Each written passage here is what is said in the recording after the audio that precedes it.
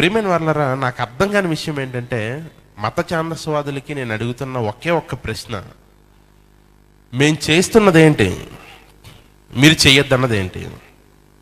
మేము చేస్తున్నది ఏంటి?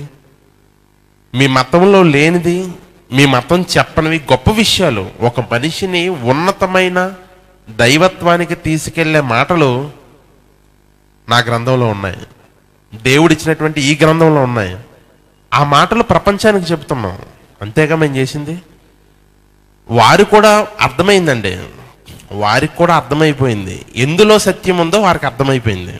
వారి గ్రంథాలు వెతికి చూశారు, అందులో సత్యం లేదు, అందుకే దాని మీద సత్యాన్వేషణ చేయరు.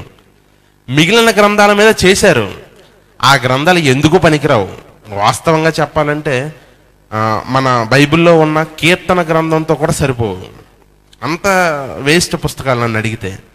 అయితే సత్యమైన మంచి విషయాలైనా, మనిషిని ఉన్నతమైన స్థాయికి తీసుకెళ్లే మాటలు ఏమైనా ఉన్నాయంటే అది బైబిలే. మరి వింటున్న వారందరూ మరి క్రైస్తవ్యాన్ని స్వీకరిస్తే వారు నమ్ముకున్న మతం అంతమైపోద్దేమో అన్న భయానికి ఇవన్నీ చేస్తున్నారు. వాస్తవానికి చెప్తున్నానండి, అంతమైపోతే ఇప్పుడు ఏమైంది? అందులో ఏమీ లేదు కదా, సబ్జెక్ట్ ఏం లేదు కదా. అలాగని చెప్పి అంతమైపోవాలని మేము కోరుకోవటం లేదు, అంతం చెయ్యాలనేది క్రైస్తవుని ఉద్దేశం కాదు. దానికైనా ఉన్నతమైన మార్గానికి తీసుకెళ్తున్నాం. ఎన్నోసార్లు చెప్పండి, ఎవరైనా అడిగితే క్రైస్తవ్యం మతం కాదు, ఇది క్రీస్తు మార్గం చెప్పండి, వాళ్ళకి క్లియర్గా చెప్పండి. మీరు దాడి చేస్తారా? చెయ్యండి. మీ ఆయుధం ఏంటి? కత్త, కర్ర, రాడ్డ, గన్న, ఏంటి మీ ఆయుధం? మీ ఆయుధం అవైతే మా ఆయుధం ఒకే ఒకటే, క్రీస్తు మాలో నింపిన ప్రేమ. అంతకు మించిన ఆయుధం మాకు వేరే ఏమీ లేదు.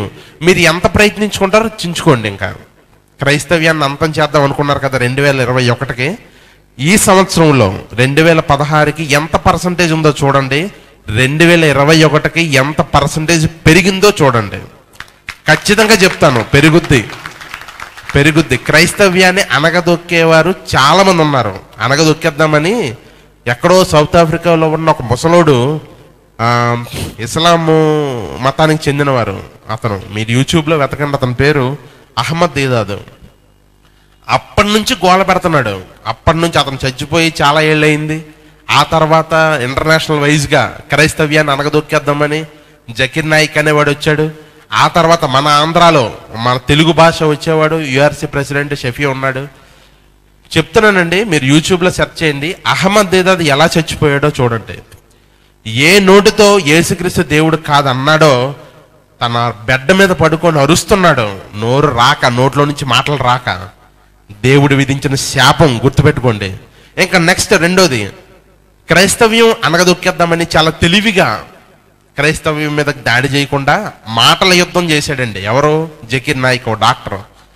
బైబిల్లో వంకలు పెడుతూ, బైబిల్లో తప్పులు పెడుతూ, మీరు మాట్లాడిన మాటల్లోనే తప్పులు వెతుకుతూ, ఇలా రకరకాలుగా చేశాడు. చేసినటువంటి ఆయన ఎవ్వరు ఏమీ అనలేదు. మీరేమైనా అన్నారా? మనం ఏమైనా కంప్లైంట్ ఇచ్చామా? ఏం చేయలేదు, పోయాడంతే. అలా వచ్చాడు, అలా పోయాడు. ఇంకా నెక్స్ట్ మిగిలింది ఎవరో తెలుసా?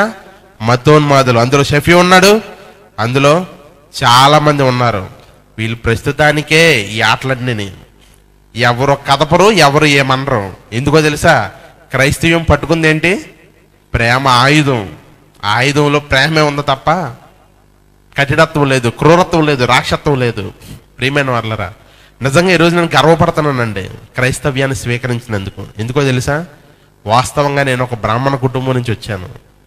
మా తాతల్లో ఎంతోమంది పంతులు ఉన్నారు,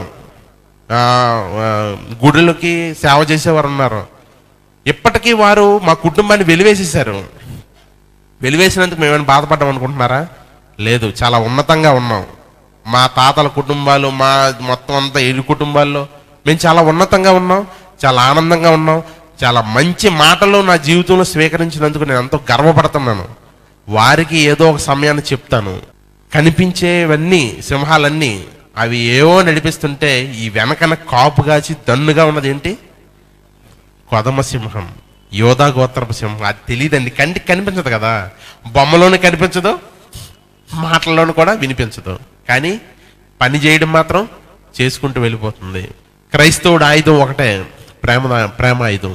ఎప్పుడు క్రైస్తవుడు మరి మతోన్మాదుల కోసం ప్రార్థన చేయండి, వారు మారాలని, ఇలాంటి మంచి మాటలు వారు స్వీకరించాలని ప్రార్థన చేయండి.